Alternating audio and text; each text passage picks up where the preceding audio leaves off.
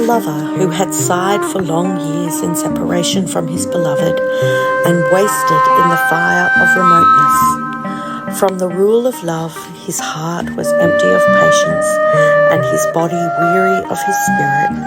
He reckoned life without her as a mockery, and time consumed him away. How many a day he found no rest in longing for her. How many a night the pain of her kept him from sleep. His body was worn to a sigh. His heart's wound had turned him to a cry of sorrow. He had given 1,000 lives for one taste of the cup of her presence, but it availed him not. The doctors knew no cure for him, and companions avoided his company.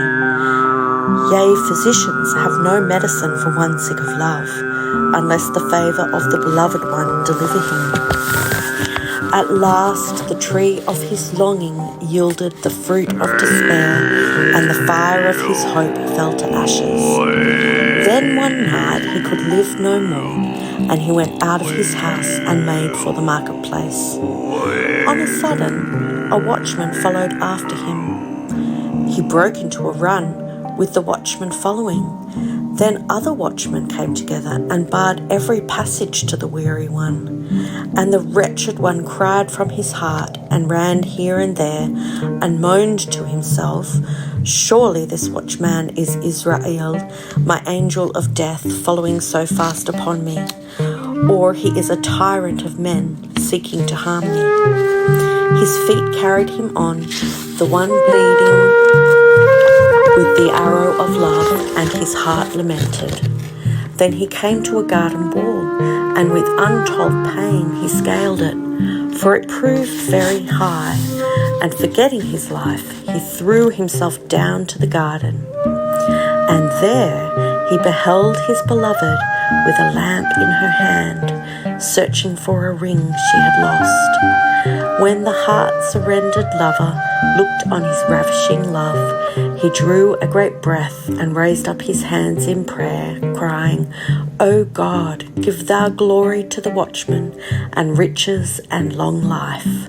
For the watchman was Gabriel, guarding this poor one, or he was Israel, bringing life to this wretched one. Indeed, his words were true, for he had found many a secret justice in this seeming tyranny of the watchman, and seen how many a mercy lay hid beneath the veil. Out of wrath, the guard had led him, who was athirst in lover's desert, to the sea of his loved one, and lit up the dark night of absence with the light of reunion.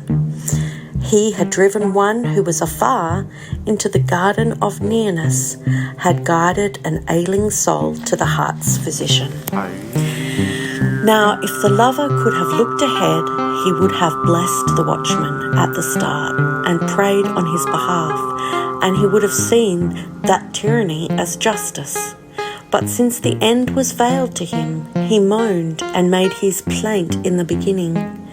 Yet those who journey in the garden land of knowledge, because they see the end in the beginning, see peace in war and friendliness in anger. Baha'u'llah.